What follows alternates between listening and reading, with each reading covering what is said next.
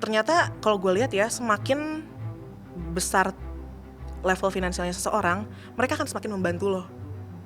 Oke, katanya 58% orang kaya itu punya anxiety-nya tersendiri atau perasaan yang dimana ketika mereka merintis atau ketika tidak ada uang itu kayak aduh kapan ada uang, susah ya segala macam. Nah pas ada uang tetap susah gitu, kayak ada fear of losing. Orang-orang bilang cinta itu sesuatu yang pure ya, tapi menurut aku tetap uang itu berperan di cinta, karena uang itu adalah symbol of power menurut aku sekarang. Daripada gue bikin pesta bagus-bagus buat cuman sehari aja, mendingan uangnya buat ngisi rumah kontrakan, buat cicilan mobil, atau buat apapun lah gitu untuk mulai kehidupan yang baru gitu. Semua harta dan hutang yang didapatkan pada saat sudah menikah itu tuh termasuk harta gono gini yang harus dibagi juga. Kayak gue juga malu kali gitu ya dikasih uang tanpa ngerjain apa-apa. Aku berasa ani-ani. Enggak.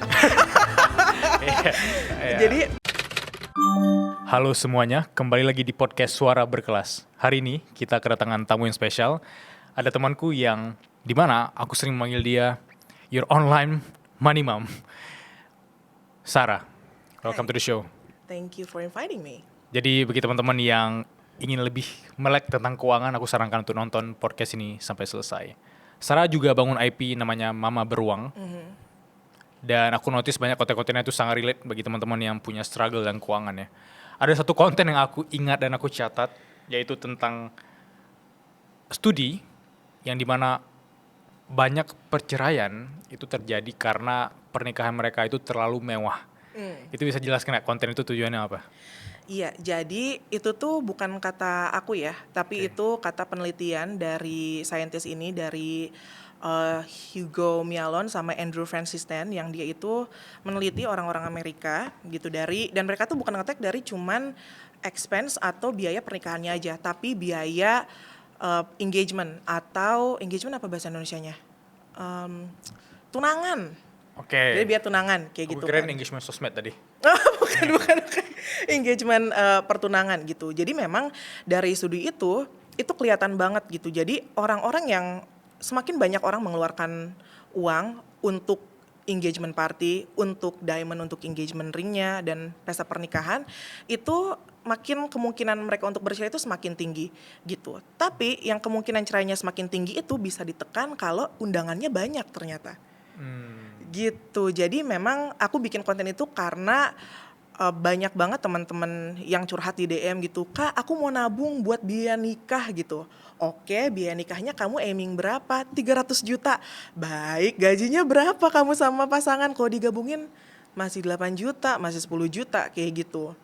Terus kalau misalkan kita sangat paham dengan Asian culture-nya Indonesia, itu kan pernikahan sebenarnya bukan cuman hajatnya kita ya, tapi hajatnya orang tua. Benar. Ya, dan kadang-kadang orang tuanya tuh yang pengen ambis gitu loh gitu ya. Pengen nikahin anaknya, pengen pestanya bagus. Ya sebenarnya kalau misalkan dibantu biayanya bagus ya gitu. Tapi kan ya, benar. kalau misalkan nggak dibantu biayanya, harus kita yang cari uang untuk nyenengin orang yang kita nggak kenal. Benar. Pernikahan sayang banget kayak gitu. Jadi dan dari si penelitian tersebut, ini mereka tuh bukan peneliti yang pertama untuk meneliti ini gitu. Jadi sebelum-sebelumnya juga udah ada penelitian dan hasilnya konsisten gitu. Hasilnya konsisten bahwa either kalau lo ngeluarin uang banyak, either itu nggak ngaruh apa-apa atau meningkatkan angka perceraian, tapi nggak ada yang bilang semakin tinggi uang yang lo keluarkan akan semakin long lasting pernikahan lo, nggak ada gitu. Jadi kalau nanti lo mau nikah, nggak ada faedahnya sebenarnya ngeluarin uang banyak-banyak gitu. Yang faedahnya adalah mungkin make it so special gitu. Jangan nyari yang mahal-mahal, tapi mungkin cari yang special dan make sure nggak ada hutang gitu. Karena kalau misalkan gue lihat sendiri, kalau apalagi di Indonesia banyak banget yang teman-teman ambil KTA buat nikah, berhutang buat nikah gitu. Wajar terjadi ketegangan di rumah tangga setelah itu ya, karena udah nikah lu bukan mulai lagi dari nol, mulai dari minus karena baru nikah udah harus bayar hutang gitu. Menarik. Tekanan hutang, gengsi sosial terutama dari gengsi orang tua, itu sangat berpengaruh terhadap hubungan kita yang nikah ini. Itu menurut aku salah satu problem yang orang itu nggak aware kalau Kalau lu beli sesuatu atau lu mau beli barang yang uangnya lu belum mampu untuk impress orang yang tadi nggak kita kenal, apalagi di pesta pernikahan, itu jadi beban kita sendiri. Even dalam konteks 5 atau 10 tahun ke depan kalau kita masih ngutang ya. Iya, benar banget. Terus yang gua rasakan adalah banyak banget teman-teman yang cerita gitu bahwa ini mereka mau punya anak tapi nggak bisa soalnya 30% dari pendapatan mereka masih harus bayarin buat pesta pernikahan. Udah 3 tahun harus nunggu 5 tahun dulu baru mau punya anak biar uangnya cukup kayak gitu. Jadi untuk teman-teman yang mau nikah jangan maksain gitu. Kalau misalkan lu mau bikin pesta 3 miliar, kalau lu punya 10 miliar, 20 miliar, why not? Tapi kalau misalkan harus maksain, that's the problem. Dan ada juga studi yang bilang kalau banyak Gen Z itu menunda pernikahan itu karena permasalahan finansial ya. Kalau lu sendiri tuh pernah di tahap kayak dulu nunda nikah atau ngerasa bahwa oke, secara finansial gue belum siap. Nah kalau udah di tahap itu dan menghadapi fase itu sehingga sudah bisa keluar dari jeratan permasalahan finansial itu gimana caranya? Untuk teman-teman yang nonton ini siapa tahu Gen Z yang mungkin udah siap nikah secara mental tapi secara finansial belum siap. Jadi sebenarnya kalau aku pribadi, aku tuh nikah cuma di KUA doang loh. Gitu. Kenapa? Karena aku tuh udah nyadar bahwa daripada gue bikin pesta bagus-bagus buat cuman sehari aja, mendingan uangnya buat ngisi rumah kontrakan, buat cicilan mobil atau buat apapun lah gitu untuk mulai kehidupan yang baru gitu. Jadi pada saat gue memutuskan untuk menikah, gue nggak kayak, aduh ini gimana mau nikah di mana uangnya? Enggak lah, tinggal mas kawin aja sama administrasi di KUA-nya karena suami gue bule kan. Jadi mungkin administrasinya lumayan panjang itu yang harus diurusin. Tapi alhamdulillah nggak sampai ngutang kayak gitu. Jadi untuk menikah dengan di KUA aja membuat gue lebih gampang untuk berpikir pernikahan gitu. Orang nggak akan sampai 10 jutaan kayak gitu loh. Gitu. Tapi memang kalau misalkan banyak orang yang nggak mau nikah karena keuangan berarti tuh bagus dong. Kalau menurut gue karena di Indonesia sendiri menurut data BPS 2024 perceraian itu alasan keduanya terbesar di Indonesia adalah keuangan. Jadi kalau misalkan teman-teman merasa belum secure untuk finansialnya untuk menikah, ya berarti udah ada proses berpikir tuh kita pengen nikah, pengen kehidupan yang lebih baik, nggak makin nyusahin kita. So that's good, berarti udah ada mikirnya. Terus kalau ada orang yang bilang kalau nunggu mapan kapan nikah gitu ya? Iya. Nah, kalau menurut aku, kalau misalkan seperti itu kata-katanya, kalau nunggu mapan terus kapan nikah? Berarti kita harus tarik nih. Oke, definisi mapan menurut kamu tuh apa? Kan mapannya tiap orang beda ya. Benar. Bisa aja menurut aku mapan pokoknya harus 100 juta per bulan suami aku kayak gitu kan. Ada yang kayak gitu, ada juga mapan yang UMR aja deh kayak gitu, nggak apa-apa, ya nggak apa-apa juga gitu. UMR California kali ya. Itu enak banget. UMR California tinggalnya di Solo. Di Solo. Enak gitu. Nah, tapi kalau pada waktu itu yang aku lakukan adalah oke, kalau aku mau menikah, aku pengen either aku atau pasanganku punya gaji yang cukup untuk menghidupi 2 orang. Gitu. Jadi kalau misalkan amit-amitnya aku tiba-tiba jadi nggak kerja atau pasanganku nggak kerja, kita salah satu tuh masih bisa menghidupi seluruh kehidupan kita tanpa harus mengorbankan gaya hidup atau kebutuhan pokok kayak gitu. Itu definisi mapan versi aku gitu. Mungkin bisa jadi alternatif lain untuk definisi mapan yang lain kayak gitu. Karena kalau definisi mapannya harus punya mobil, ada mobil nih, ngutang nggak? Uangnya mobil dari mana? Kayak gitu. Atau definisi mapannya rumah, ada rumah nih, tapi lu berdua kerja di Jakarta. Tapi rumahnya di yang pedalaman udah mau nyampe Cianjur gitu kan. Jauh dong. Jauh dong. Gimana kerjanya di Jakarta? Kayak gitu. Bahkan yang setelah menikah juga ada problemnya masing-masing. Salah satu konteks yang aku relate atau ada konten yang juga aku tonton dari akunnya Mama Beruang, yaitu tentang financial infidelity kalau nggak salah. Betul. Tentang perselingkuhan dalam Finansial. konteks finansial ya. Dan itu kedengarannya biasa aja, tapi menurut aku itu lebih menyakitkan daripada perselingkuhan emosional mungkin ya. Karena itu kan trust-nya hilang atau orang itu tidak secure berarti dengan kita sehingga dia bisa berbohong atau menipu dalam konteks finansial. Itu gimana? Itu bisa dijabarin lebih detail nggak? Iya, jadi financial infidelity atau perselingkuhan finansial itu sekarang tuh banyak banget deh yang terjadi dari klien aku, dari yang curhat-curhat ke DM kayak gitu. Terus even my girlfriends. Oke. My girlfriends itu kalau ngobrol-ngobrol gitu ya. Jadi ada nih beberapa temanku yang pasangannya selingkuh nih. Selingkuh sama cewek lain Oke, gitu. emosional berarti ya. Emosional aja. Oke. Dimaafin. Dan hubungan mereka kembali berlanjut dengan baik gitu kan. Oke. Tapi sekalinya pasangannya itu diem-diem transfer ke orang tuanya tapi nggak bilang, punya utang di belakang mereka, terus nggak bilang-bilang, nggak diskusi, itu susah memaafkannya, lebih susah mereka tuh memaafkannya gitu. And I understand, karena kalau kita perselingkuhan emosional, yang rusak tuh trust emosional kita, Iya. gitu kan. Udah itu aja satu gitu. Berarti lu nggak jujur, lu cinta sama orang lain, emosional aja gitu. Financial damage-nya ya kalau transfer ke selingkuhan, membiayai selingkuhan, itu kan financial damage-nya. Tapi kalau nggak ada financial damage, udah kan emosional aja. Tapi kalau diem-diem nyembunyiin simpenan yang tabungan ya, Iya. punya tabungan nggak bilang-bilang pasangan, transfer bantu keluarga nggak bilang pasangan, pertama itu udah bohong, kena emotional damage-nya. Terus yang kedua itu ada financial damage-nya, di mana walaupun orang-orang bilang cinta itu sesuatu yang pure ya, tapi menurut aku tetap uang itu berperan di cinta, karena uang itu adalah symbol of power menurut aku sekarang. Jadi pada saat seseorang punya power tapi dikasih ke orang instead ke pasangannya dan gak bilang, itu kan berarti pasangan itu bisa jadi lebih powerless kayak gitu. Terus selain emotional damage dan trust damage itu akan ada financial damage juga, ya dimana harusnya uangnya ada nih buat membiayai kebutuhan keluarga, uangnya nggak ada, kehidupan nggak bisa lanjut, gaya hidup tidak bisa lanjut gara-gara kamu nggak bilang sama aku transfer mama, bisa jadi kayak gitu. Itu sering banget terjadi, dan lebih parahnya lagi nggak pada mau ngomong gitu. Iya. And when they're trying to talk about it, it's too late. Walaupun gak ada kata terlambat ya. Iya. Jadi kayak, oke nih, banyak yang cerita kayak gini. Pertama sih ambil pinjol di belakangnya suami cuman 500.000. Nggak bisa bayar.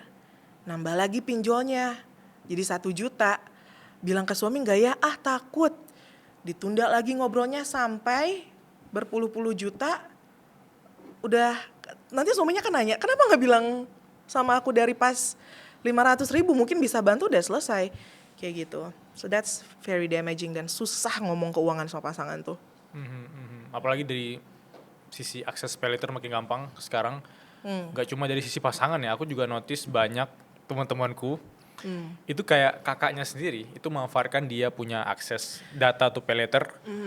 Yang dimana adiknya juga kayak nggak enakan sama kakaknya, dia harus nutup juga.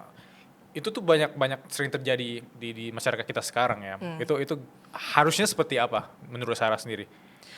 Harusnya aku sih pengennya regulator dari pemerintah, dari OJK juga sangat meregulasi terhadap pinjol paylater yang aksesnya sangat mudah gitu. Dulu gue kelahiran 90-an by the way. Lu kelahiran berapa? 90-an akhir. 90-an akhir ya, oke. Nah, di zaman gue dulu, pada saat gue masih kerja, kita kenalan sama yang namanya kartu kredit kan. Yep. Yaitu loan produk pertamanya orang dewasa pada saat itu, di mana kartu kredit kita apply. Belum tentu kita di-accept kan, kita di ACC. Kalau udah di ACC, sampai di ACC sampai dia nyampe rumah kita, itu ada jangka waktu 2 minggu sampai sebulan. Di mana pada jangka waktu itu kita bisa berpikir, ini kartu kredit mau dipakai apa ya? Buat apa gitu. Dan sebulan itu waktu yang cukup untuk kita berpikir ini mau dipakai apa, dan pada saat kita menggunakannya itu udah bagus lah, udah tahu ini mau dipakai apa, terstruktur gitu. Nah, sementara dengan pinjol paylater kan 10 menit cair. Berpikir apa kita 10 menit? Berpikir jernih apa gitu. Jadi semakin banyak impulsivitas, dan kalau dari cepat atau enggaknya, menurut aku itu aku nggak anti paylater pinjol ya, karena menurut aku pada saat misalkan ada orang tuanya sakit masuk UGD, nggak ada uang lagi, itu kan bisa ya dijadiin uang darurat gitu. Tapi yang menurut aku yang sangat perlu diregulasi itu sama pemerintah adalah ngiklannya, bro. Ada masa di mana pada saat gue mau buka YouTube, itu tuh iklan pinjol pay later Iya. semua. Benar-benar setuju. Gimana enggak terinfluence orang-orang untuk pinjem gitu. Itu kan jadi kayak rewarding bad behavior. Kayak gitu. Terus mana iklan-iklannya bagus-bagus lagi. Iya. Iya guys, yang kalian jadi konten kreator di pinjol-pinjol itu tuh kan sangat bertalenta guys. Coba cari di agency lain mungkin lebih berfaedah gitu. Kan bagus-bagus iklannya. Gimana? Menarik ya obrolan tadi. Sebelum kita lanjut, aku cuma mau bilang kalau podcast kali ini disponsori langsung oleh Linkit. Linkit adalah website builder yang bikin kamu punya website keren tersendiri dan bisa jualan digital produk dan hasil ratusan juta dalam waktu sebulan. Jadi bagi kamu yang penasaran, langsung aja bikin Linkit.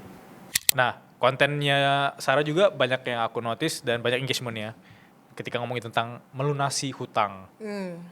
Dan banyak teman-teman suara berkelas itu biasanya juga nge-DM kita tentang, Kak ada tips nggak melunasi atau yang di fase terlilit hutang. Lu sendiri ada cara spesifik atau cara ampuh menghadapi atau keluar dari fase terburuk itu? Ya jadi gue tuh di tahun 2019 kelilit utang yang bukan utang aku loh, itu orang aku izinkan oke ambil KTA pakai aku aja. Wah baik sekali Anda ya. Iya bodoh lah itu, jangan pada begitu ya kalian, gak usah minjem-minjemin nama kalian buat utangnya orang. Kartu kredit iya nggak apa-apa pakai aja. Bodoh, jangan kayak gitu kalian. Dibayar sih sama dia sebulan, 2 bulan, 3 bulan, tapi kan itu banyak ya. At some point mereka nggak bayar lagi, atas nama aku dong itu utangnya, SLIK-nya jelek atas nama aku juga gitu, jadi nggak dibayar, aku nggak mau SLIK aku jelek, jadi yaudah aku harus bayar, dan sampai itu tuh kayak mencapai 60% dari gaji aku pada waktu itu, dan aku harus survive di Jakarta sekitar 800.000 rupiah. Itu susah banget gitu, dan pada saat itu aku udah punya pengalaman 5 tahun di literasi dan inklusi keuangan.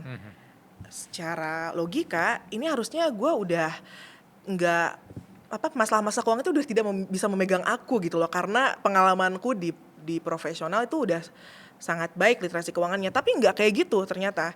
Pada saat aku kelep hutang, aku nyari Google segala macam, banyak tips-tips tapi nggak make sense, nggak bisa diimplementasikan, nggak jelas kayak gitu, sehingga aku ngulik sendiri, ada deh nemu metodenya gitu. Dan yang paling pertama yang harus dilakukan kalau misalkan teman-teman kelilit hutang adalah acknowledging, terimain aja dulu, iya lu tuh punya utang, jangan denial kayak gitu kan. Nah abis itu udah oke, aku tidak denial, aku punya utang, aku mau lunasin. Hal yang pertama yang harus dilakukan itu, dan banyak orang yang tidak melakukan, adalah nulisin list hutang kita apa aja dan berapa banyak. Orang-orang pada nggak mau melakukan itu, kenapa coba? Aku bayang kenapa? Karena takut. Karena takut ngelihat hutangnya banyak. Dan gue juga merasakan hal yang sama gitu. Aku takut utang aku berapa gitu. Tapi kalau kita nggak menghadapi, kita gimana mau ngelunasin utang kalau kita aja nggak tahu utangnya berapa. Gitu.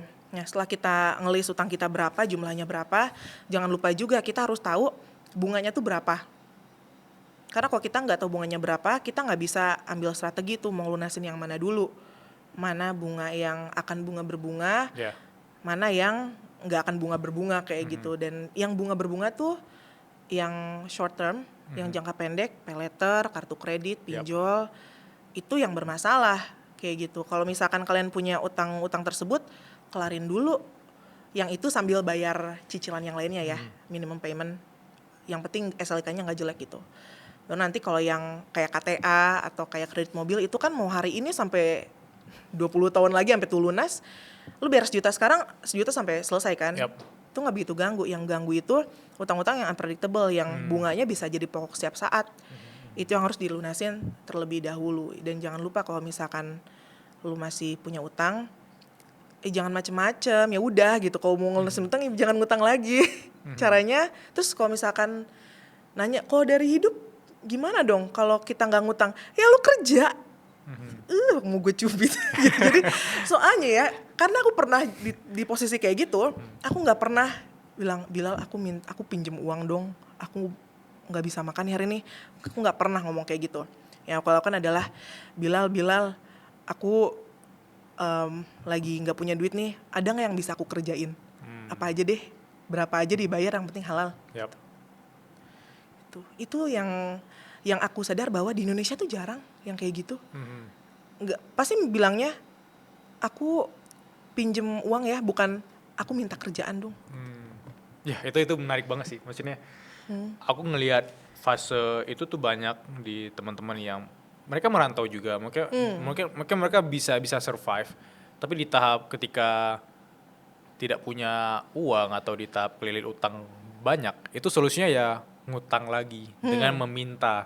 Iya. Bukan menawarkan kayak oke, aku menawarkan skills aku menawarkan jasa aku. At least kalau nggak ada skills atau jasa atau apapun yang kamu bisa lakukan, minta tolong ya, aku bisa melakuin apa untuk ya memudahkan kamu ngerjain apa gitu. Gitu. Nah, kita yang dengar juga mungkin tanpa apa ya, aku bukan terkesan iba atau empati, aku pas dengar tadi misalnya seorang Sarah tanya ke aku gitu, aku malah mikir seru loh, gak ada problem apa, gue bisa bantu apa. Jadi kayak lempar lagi gitu bantuannya. Itu tuh menurutku bisa jadi mindset baru untuk teman-teman. Instead of kayak minta uangnya langsung, pinjam 100 kan jadi meme ya waktu itu, pinjam 100 gitu. Itu karena udah jadi budaya. Iya. Iya, dan karena aku juga melakukan hal yang sama gitu. Jadi aku minta kerjaan nih ke temen aku minta kerjaan apa aja di kerjaan. Itu sampai temen aku, karena dia mau bantuin dan dia tahu aku I don't accept charity atau enggak, kayak gue juga malu kali gitu, Iya, dikasih iya. uang tanpa ngerjain apa-apa, aku berasa ani-ani, enggak. Iya, iya. Jadi saking dia mau bantu, yaudah Sar, lo ikut gue meeting, lo bikin MOM ya, bikin minutes of meeting ya, catetin meetingnya, siap, aku Iya. ketik, suruh voice over, dari voice over suruh ketikin, apapun, yang penting kan halal ya, bisa Yap, dipakai yap. buat lunasin hutang. Ya itu survive skills yang harus teman-teman punya, benar. Nah, aku kemarin ada mempelajari ya, saya ada aku cek beberapa konten-konten yang mereka masih susah membedakan mana orang yang literally beneran kaya sama yang kelihatan kaya kan. Nah, kalau kamu sendiri bisa mencium nggak aroma, misalnya ada orang lewat nih, 2 orang, yang satu tuh wah mewah atau kelihatan kaya, yang kedua itu justru kita nggak tahu dia orang kaya dan sebenarnya dia kaya. Ada tips nggak? Karena biar teman-teman ini aware kayak di luar sana dia tuh tidak kaya loh guys, yang kaya nih orang gitu. Ada cara nggak? Sebenarnya karena dengan pay letter, pinjol segala macam, udah lebih susah ya bedain. Kalau dari kayak Makanya. lewat doang gitu, Iya. si Bilal kaya nggak gitu kan? Udah makin susah karena pun kalau misalkan lu pakai Rolex, A bisa aja palsu, B bisa aja lu ngutang atau enggak lu nipu temen lo, kayak gitu loh. Jadi susah kalau dilihat dari luarnya aja. Tapi yang gue rasakan adalah pada saat kalau ngomong, once they open their mouth, you could tell. Oke, kebayang. Apalagi di coffee shop atau di restoran mewah gitu ya. Iya, dan kalau menurut gue kan ada yang memang berkekurangan, ada yang cukup, ada yang kaya, dan ada yang kayak nggak ngotak gitu loh.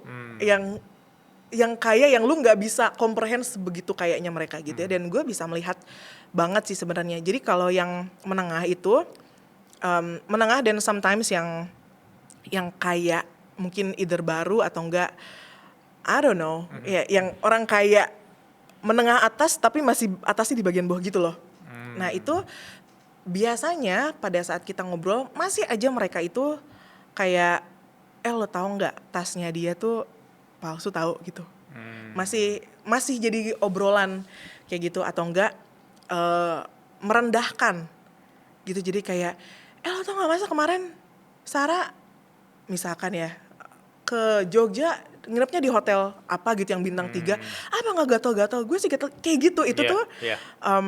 biasanya orang-orang yang belum tajir mampus kayak gitu masih akan ada obrolan-obrolan seperti itu gitu loh. Dan menurut gue itu datangnya dari insecurity. Yep. Insecurity is loud, man. Itu sementara orang-orang yang tajir banget, they don't care. Kayak, mereka nggak peduli lo mau kayak gimana, selama lo sopan, selama lo baik, mereka nggak akan bilang apaan sih ganti baju lo gitu. Nggak akan bilang kayak gitu. Mereka akan ya kan ngomongin hal lain yang bisa bikin ada value-nya atau enggak ya udah they just live their life. Karena iya, aku juga pernah kepikiran dan ada juga podcast dari luar negeri aku nonton yang dia bilang tentang biasanya orang-orang yang atau baru kaya, let's say baru kaya karena mungkin dia dapat ampau yang gede atau dia menang lotre dan segala macam, itu ketika menunjukkan sisi insecuritiesnya itu kayak tadi ngomongnya bisa gede, atau kalau di sosmednya udah kelihatan banget nih show off-nya gitu tanpa kita bisa batasin ya, kayak literally mereka itu sebenarnya orang-orang yang new sama experience itu, Iya. sehingga ya nggak apa-apa dong karena baru aku bisa menunjukkan kepada dunia. Nah ada juga orang yang aku notice kayak misalnya beberapa teman-temanku orang tuanya udah kaya banget yang kayak nggak ada otak tadi. Itu emang nggak kelihatan. Let's say emang nggak pernah obrolin tentang material things atau material success, karena itu udah bagian dari hidup mereka dan mereka cari kan meaning yang baru, bukan lagi sisi materialnya itu ya. Betul dan by the way nggak ada salahnya juga sih Benar kalau nggak ada salahnya. misalkan teman-teman yang perintis baru nih, wah aku udah bisa tinggal di tempat yang lebih baik. Untuk menunjukkan posting-posting di sosmed, I don't think nothing's wrong Benar, setuju. with that, asal tidak merendahkan teman-teman yang lain gitu loh, Yeah. yang masih berjuang dan ingat bahwa yang lain masih berjuang juga, mungkin keluarga lo masih berjuang. Gak ada salahnya humble, tapi gak ada salahnya juga untuk share your happiness.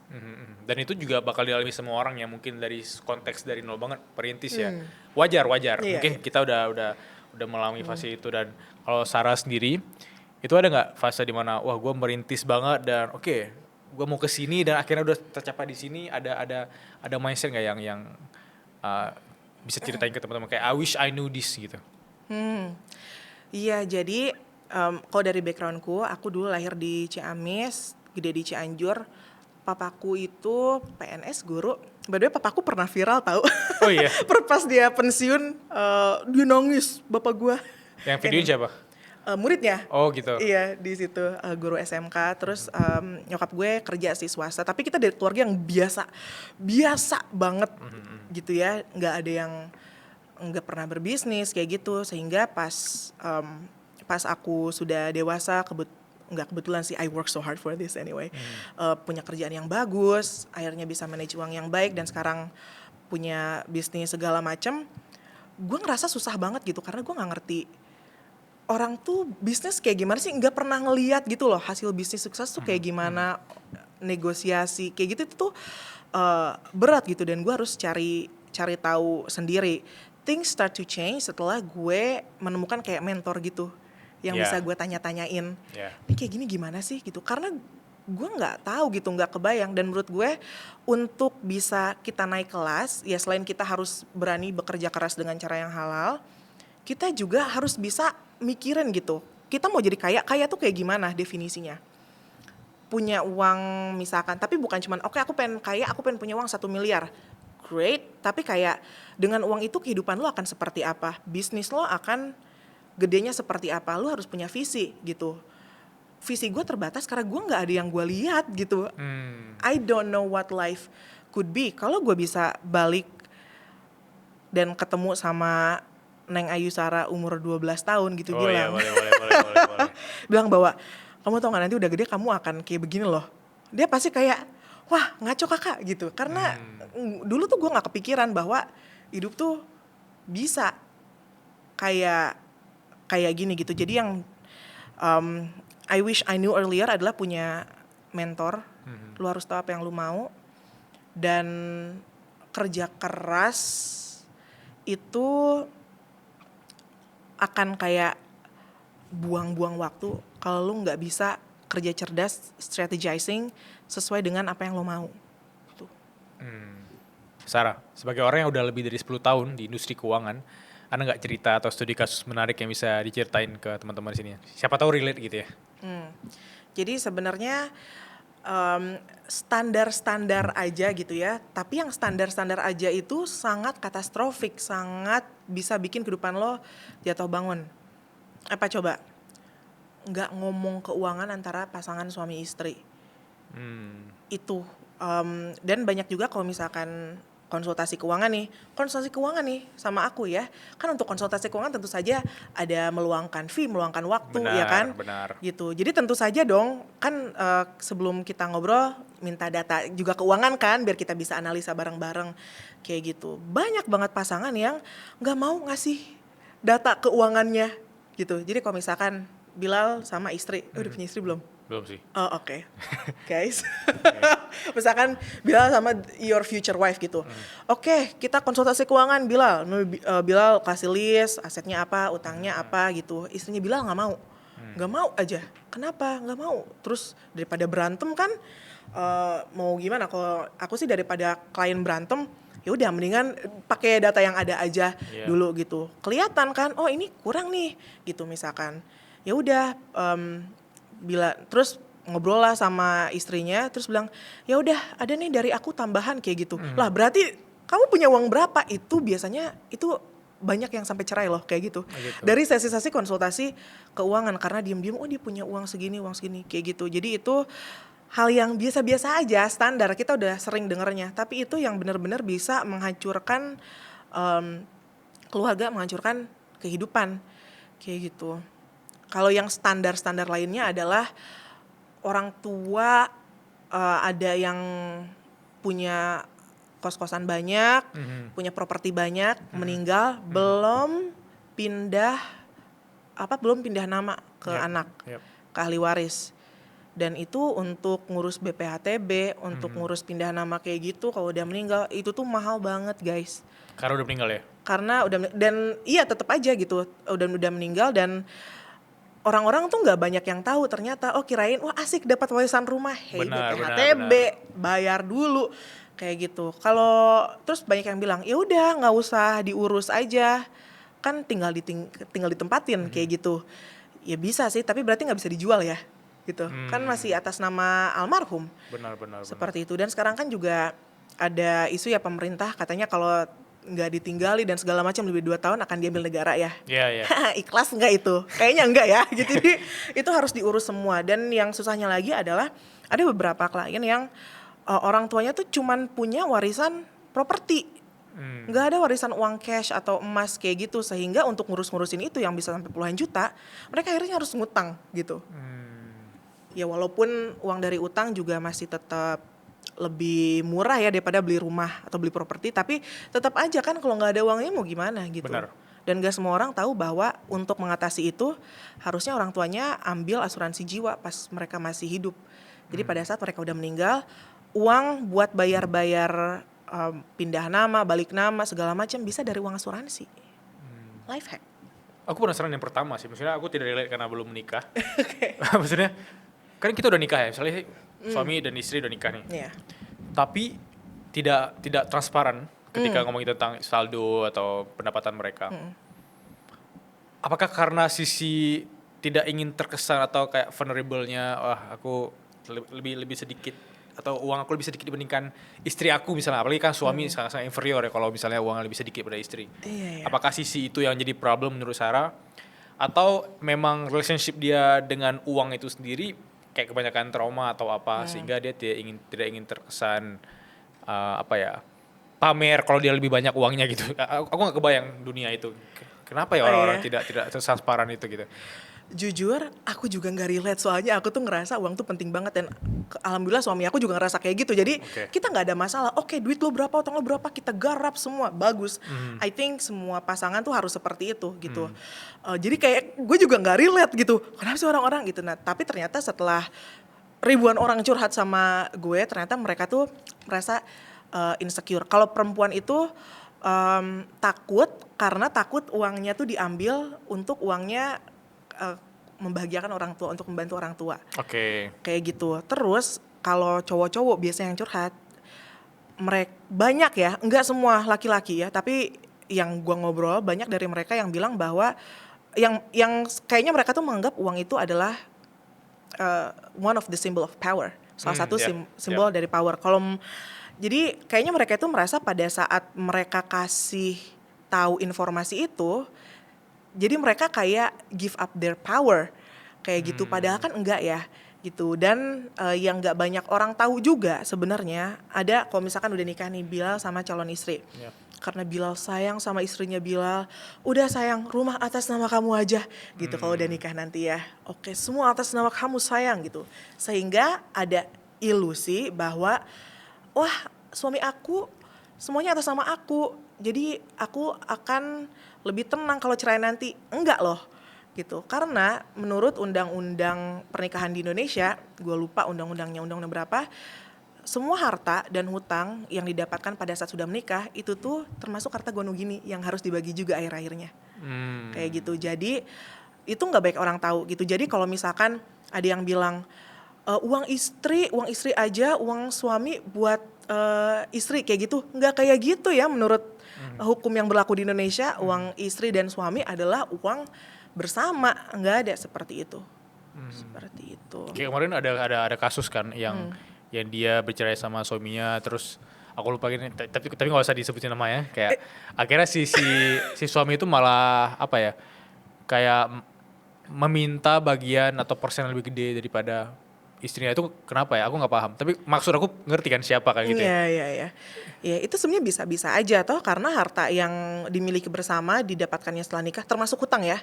Itu jadi milik bersama. Makanya kalau misalkan nanti kalau kamu udah mau menikah ya, kalau udah nikah, kamu mau ngajuin leasing atau mau KPR rumah gitu.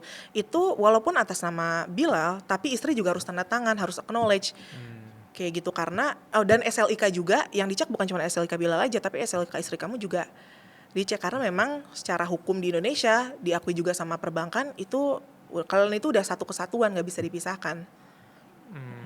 Jadi kalau misalkan, nah ini juga penting nih screening calon pasangan. Kalau bisa lu dapat SLIK-nya lu dapetin. Soalnya kalau misalkan Bilal nih nggak pernah ngutang, pay letter, mantap kan, bagus. SLIK-nya masih bersih. Misalkan nih ketemu pasangan yang ternyata diem-diem udah kolektibilitas 5, paling jelek SLIK. Bila juga jadi nggak bisa itu KPR karena istrinya udah kolektibilitas 5, nggak bisa KPR, nggak bisa ngajuin leasing mobil kayak gitu. Mungkin sebelum kita Q&A dari teman-teman suara berkelas, aku mau nanya satu hal yang mungkin relate ya ketika tadi kita off cam ya, ngomongin tentang perintis dan pewaris ya. Iya. Dari sisi Sarah sendiri kan sangat relate karena juga berangkat dari keluarga tadi kayak PNS dan punya impian besar mungkin di sisi keuangan ya, atau pengen jadi kaya. Dan sebagian dari kita kan tidak belajar cara jadi kaya dari kecil ya. Mungkin kita belajar cara jadi survive gitu, atau cara survive mungkin ya. Iya. Nah, ada nggak perbedaan mindset atau ada nggak perbedaan situasi atau cara pikir yang ketika merintis banget dari nol sampai sekarang yang mungkin udah settle sama suami dan segala macam, yang ingin disampaikan ke teman-teman perintis di luar sana?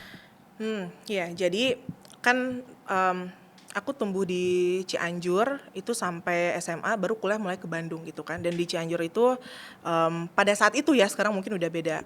Orang-orang itu pemikiran itu sama semua gitu. Jadi sementara aku pada saat itu mamaku sering banget kasihin aku buku-buku Disney, buku-buku apapun aku mau buku dikasih sama mama.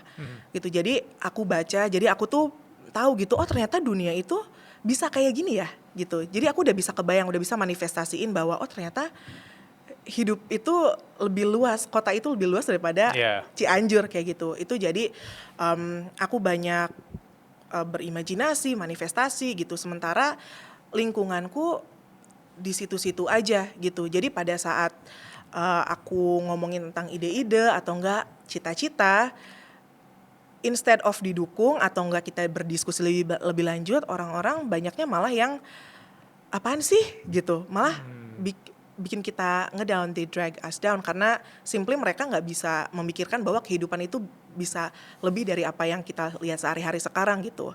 Dan itu juga dari sisi keluarga juga ada aja gitu yang jangan mimpi tinggi-tinggi nanti kalau jatuh sakit kayak gitu kan. Padahal kan kalau mimpi doang nggak menyakiti siapapun, gratis juga ya, gratis juga kayak gitu. Dari situ nah terus baru berubahnya pada saat aku pindah ke Bandung kuliah dengan teman-teman berasal dari kota lain. Di situ aku makin merasa bahwa oh kehidupan tuh ada yang seperti ini, jadi kita tuh udah bisa memanifestasi kehidupan lebih gitu. Dan yang menurut aku paling sangat mempengaruhi gitu untuk naik kelasnya, selain kitanya juga harus pintar, harus jadi good person dan harus smart. Tadi Bilal off camera bilang tentang proximity ya, kedekatan kita dengan apa yang kita inginkan gitu. Entah kebetulan apa gimana, pada saat aku mulai di Jakarta, kerja di Jakarta, pergaulanku dan dari karir segala macam memang dekat sama teman-teman yang levelnya dari keuangan itu sangat jauh dari aku.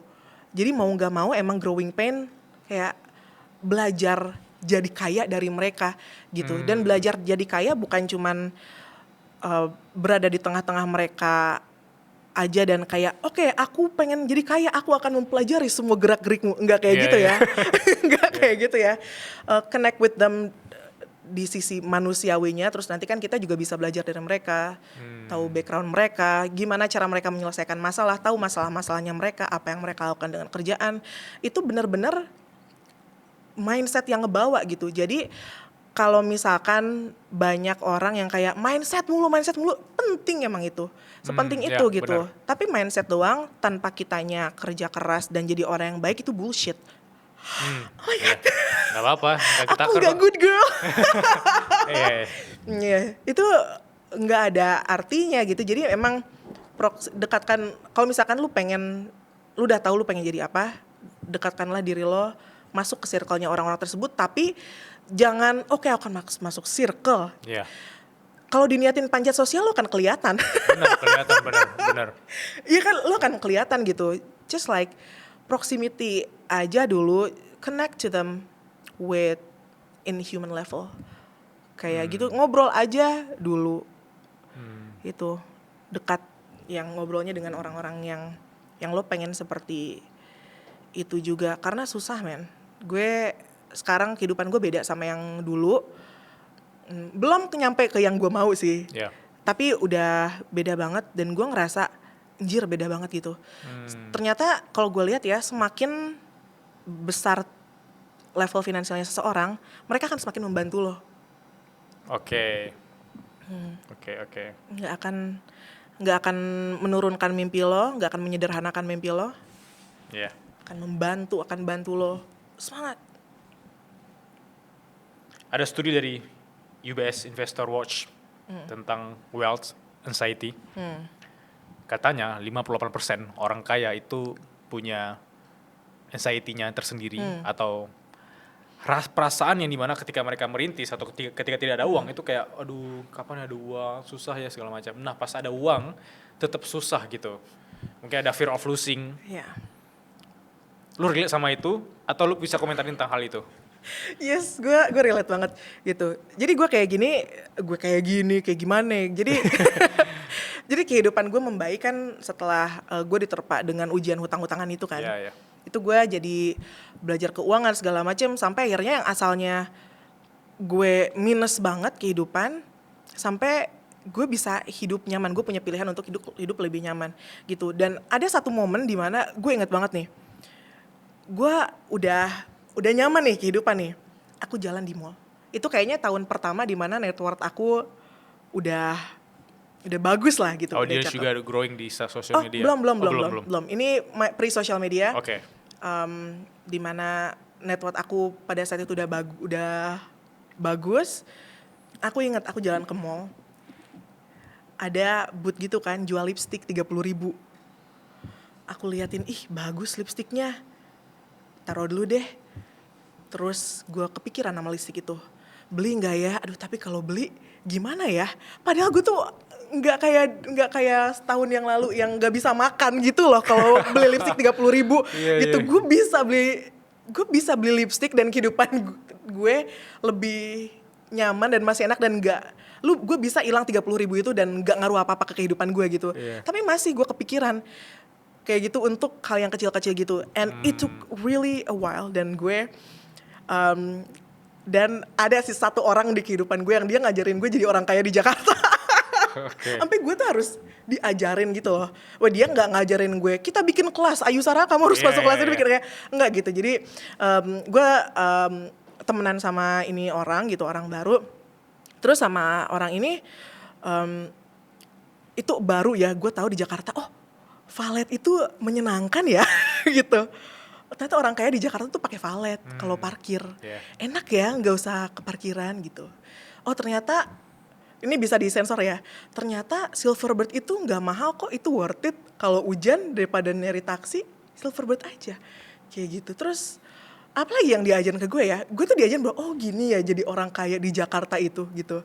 It took a while sampai gue merasa nggak bersalah kalau mau beli bedak 50.000.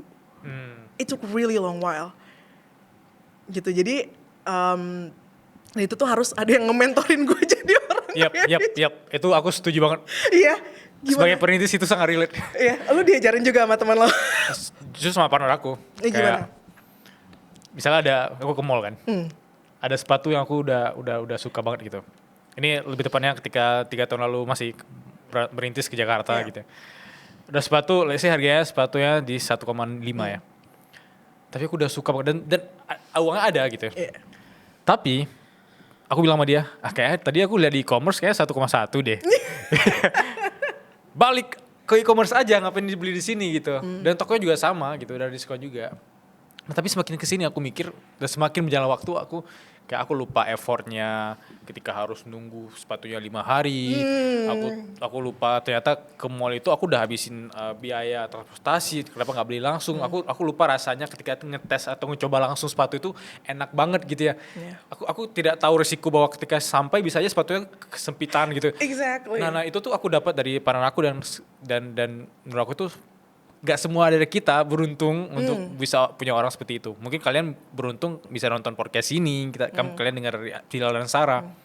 Dan itu relate bagi teman-teman perintis. Jangan mengaku perintis kalau tidak pernah ngerasain hal itu. Iya, harus diajarin loh. Nah, teman-teman perintis lo harus diajarin, nggak harus diajarin kayak nongkrong di mana. Lu bisa nongkrong di sini loh dan masih baik-baik aja. Kayak gitu kayak itu mind blowing sih. Terima kasih temanku. Yang tapi untungnya gue ngerasa sih gue bersyukur dilahirkan dari perintis karena jiwa-jiwa bisa hidup di mana aja dan tahan banting itu penting banget sih gitu. Jadi kalau harus downgrade kehidupan pun gue masih bisa gitu. Gue tahu gue bisa survive di situ kayak gitu. Dan gak semua orang pewaris gitu ya mungkin punya privilege juga kayak kita. Kalau misalkan things got wrong, kita kehilangan sekarang, kita bisa kok hidup humble, ya nggak sih? Lo ngerasa kayak gitu juga nggak sih? Bener-bener. Kita bisa menyesuaikan di kondisi manapun. Dan itu privilege yang didapat seorang perintis. Ya. Interesting. 3 pertanyaan dari teman-teman suara berkelas. Pertanyaan pertama dari Putri Kusmala. Dia nanya, kalau misalnya keluarga aku utang ke aku, tapi mereka nggak bayar dan aku juga nggak enakan untuk nagih, harus seperti apa ya? Oke, jadi kalau gue itu kita pisahkan dulu nih, ada orang tua kita, adik-adik kita, kakak-kakak kita, dan ada keluarga yang saudara-saudara, tante-tante, om-om yang bukan keluarga inti kita. Nah, kalau gue ke keluarga yang inti, terutama ke orang tua, itu ya tentu saja diusahakan kasih ya. Tapi kalau misalkan ke keluarga besar gitu ya, yang namanya keluarga itu uang bisa jadi sangat sensitif. Jadi kalau misalkan kamu udah ngasih, terus niatinnya, kamu udah ngasih pinjem, tapi niatin yang ngasih, I think that's the best way to do it. Jangan ekspektasi untuk uangnya bisa balik lagi kayak gitu. Karena kalau kita maksa nagih, ya tentu saja kita punya kewajiban untuk nagih ya, karena kalau di agamaku di Islam utang harus ditagih, karena kalau nggak ditagih di dunia, ditagihnya di akhirat ya. Serem ya. Jadi memang harus ditagih, tapi kalau maksa kan hubungan keluarga jadi nggak enak. Tiap lebaran nanti nggak enakan diem-dieman nggak enak gitu. Jadi memang niatkan untuk ngasih aja dan membantu gitu. Tapi banyak juga nih yang bikin itu jadi permasalahan di rumah tangganya sendiri. Malah kenapa bantu-bantuin orang? Jadi habis uang kita kayak gitu. Nah jadi bisa diakali nih. Jadi kita kasih threshold. Misalkan kita cuman akan bisa ngasih pinjam ke saudara-saudara misalkan ya, cuman 5 juta deh gitu. Kalau misalkan kita udah ngasih pinjaman ke saudara A 3 juta, ke saudara B 2 juta, udah 5 juta tuh. Kalau saudara C minjem uang ke kita bilang, aduh punten gak bisa, masih ada yang belum balikin, kalau mau tagih aja deh ke A atau B kayak gitu aja gitu.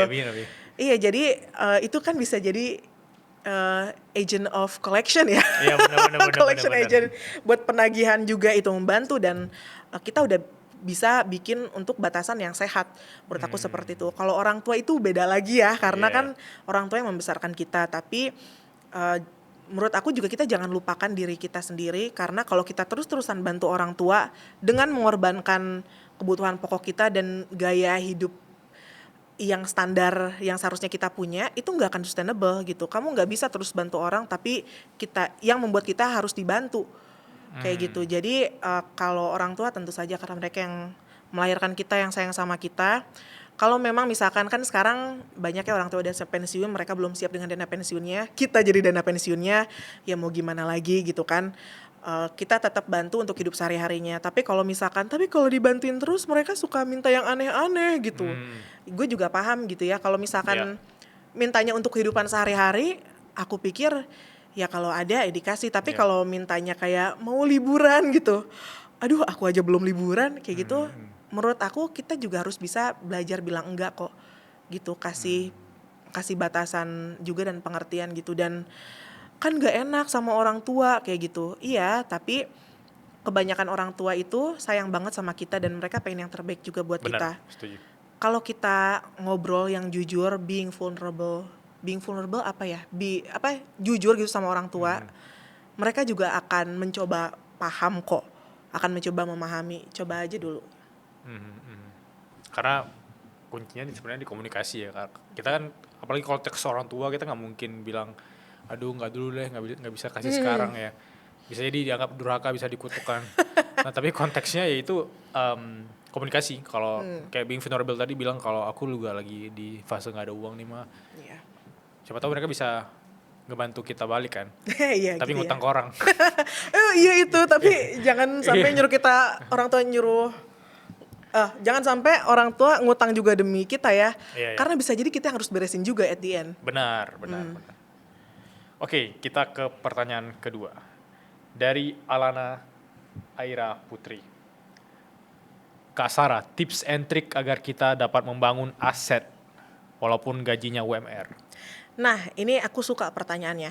Gaji UMR itu udah dihitungin sama orang-orang terpintar di Indonesia ya. UMR upah minimum regional. Berarti kalau kita nggak digaji segitu, berarti kita nggak akan bisa hidup dengan layak gitu.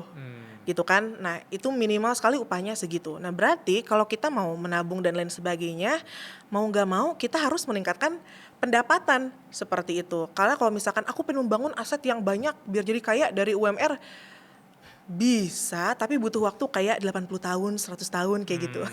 Lama kan. Nah, jadi memang nggak ada cara lain untuk harus menambah pendapatan. Nah, kalau kita mau membangun aset sebenarnya, aset itu kan meningkat 7%, 5%, persenan kan. Persenan itu artinya akan membesarkan apa yang sudah kita punya. Modalnya dulu yang digedein gitu. Dan banyak kali teman-teman yang gajinya UMR langsung terjun investasi saham tanpa ada dana darurat yang nge-backup kalau misalkan market gitu ya? lagi down. Itu sangat tidak dianjurkan ya. Harus punya dulu dana darurat minimal 3 kali sampai 12 kali gaji bulanan. Dan terus juga sebelum kita terjun untuk investasi, kita harus belajar dulu, pahami diri kita dan pahami instrumen investasinya.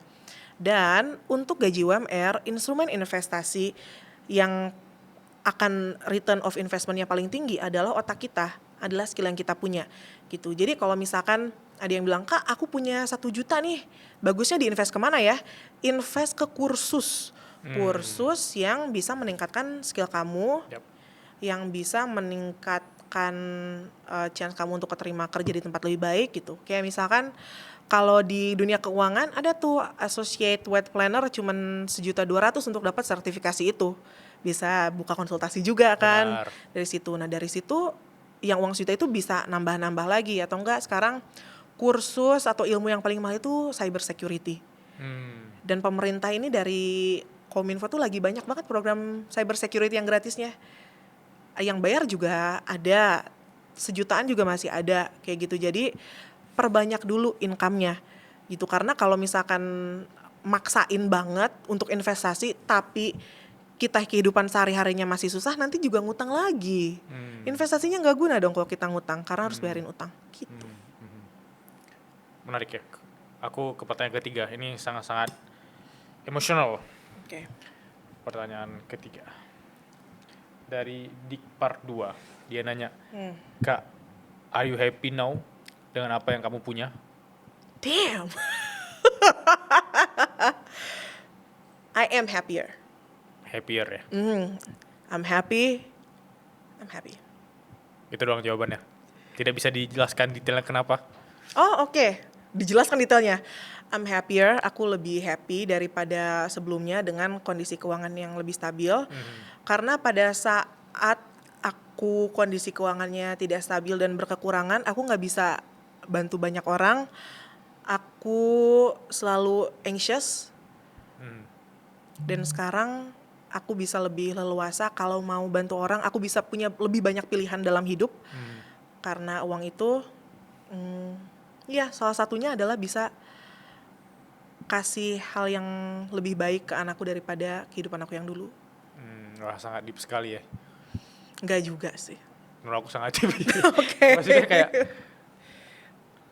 kita pernah mengalami fase yang kayak bilang tadi, mungkin fase survive-nya, struggle-nya. Tidak bisa disalahkan juga orang tua atau siapapun. Tapi ketika kita punya privilege untuk memiliki akses yang lebih baik, itu kan kita menyajikan juga lebih baik kepada anak atau orang-orang yang mungkin di sekitar kita ya. Iya. Jadi itu menurut aku cara pandang yang sangat positif, dan you're happier now karena menurut aku mungkin waktunya itu lebih fleksibel dibandingkan sebelumnya. Atau lu dapat pasangan yang juga sangat-sangat suportif. Jadi jangan dilihat dalam konteks uangnya doang yang bikin happy bagi teman-teman yang nonton ini gitu. Uang tuh nggak bisa beli kebahagiaan menurut gue, tapi uang tuh bisa beli pilihan. Opsi yang lebih banyak ya. Opsi yang lebih banyak sehingga kita bisa lebih leluasa untuk memilih gitu. And by the way, dari berbagai podcast yang pernah gue datengin, nobody has ever asked me how happy I am now. So thank you for asking, Aditya dan Bilal. Aditya kan yang nanya? Ya nanya tadi Ardik Dadua, Oh nama iya, Ardit. second account kayaknya. Kalau dia pakai akun pertamanya kayak dia malu nanya gitu ya. Oke. Jangan akun lu ya Dit deh. Akun Adit kali ya. Oke. Sebelum kita tutup, aku biasanya nodong pertanyaan ke teman-teman di sini.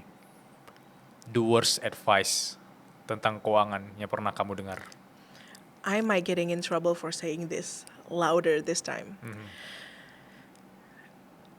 Budgeting 50, 30, 20 itu bukan yang terbaik. Gua nggak suka banget sama metode itu. Why? Lu tahu kan, familiar kan Yap, dengan metode itu, familiar, di mana 50% kita harus masukin buat kebutuhan, 30% untuk keinginan, dan 20% untuk investasi, untuk menabung masa depan gitu ya. Gue nggak suka karena gini loh ya, 50% untuk kebutuhan pokok itu untuk yang gajinya UMR, sandwich generation, harus nanggung adik-adiknya sekolah, nggak akan cukup. 30% untuk keinginan, kegedean. 20% untuk tabungan atau investasi, dasarnya apa gitu. Terus kalau misalkan ada yang bilang, ya udah adjust aja jadi 70, 10, 20, jadi 60, 10, 10, 10, 10 gitu. Ya kalau gitu mah namanya nggak 50, 30, 20 lagi atuh gitu. Terus yang paling mendasar adalah kita manusia dilahirkan ke bumi ini dengan sifat yang berbeda, cerita yang berbeda, background yang berbeda, keinginan yang berbeda, mimpi yang berbeda. Kenapa harus disamain itu 50, 30, 20? Nggak make sense menurut gue gitu. Kalau misalkan ada yang udah pakai coba metode pengaturan keuangan ini dan works buat mereka, good for you, mantap, bagus, lanjutkan. Tapi banyak banget yang, Kak aku udah coba metode ini, udah mencoba ngatur keuangan, boncos terus. Ya iya, orang ngikutin standar orang lain. Yep. Kayak gitu. Dan kalau misalkan kita tarik ke belakang nih, yang membuat metode budgeting ini adalah seorang perempuan dari Amerika pada saat puluhan tahun yang lalu gitu ya. Namanya gue lupa. Tapi gini loh, itu works buat dia karena pertama dia orang Amerika ya, bukan orang Indonesia. Di Amerika orang tua tuh nggak menganggap kita sebagai investasi masa depan gitu. Jadi dia nggak sandwich generation. Iya, jadi dia tiap bulan nggak akan dimintain transferan sama orang tuanya, nggak akan dimintain transfer sama mertuanya.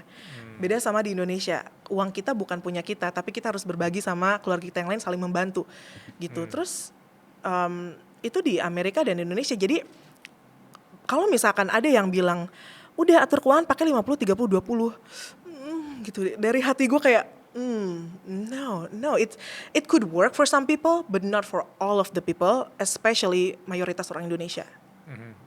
That's the worst advice. Wow, interesting, luar biasa conversation hari ini. Aku suka banget. Aku harap teman-teman yang nonton ini juga dapat ilmu yang menurut aku jarang diajarkan di sekolah dan di konten-konten lainnya. Thank you Sarah. Aku senang lihat kamu makin growing. Thank you Bila. semuanya.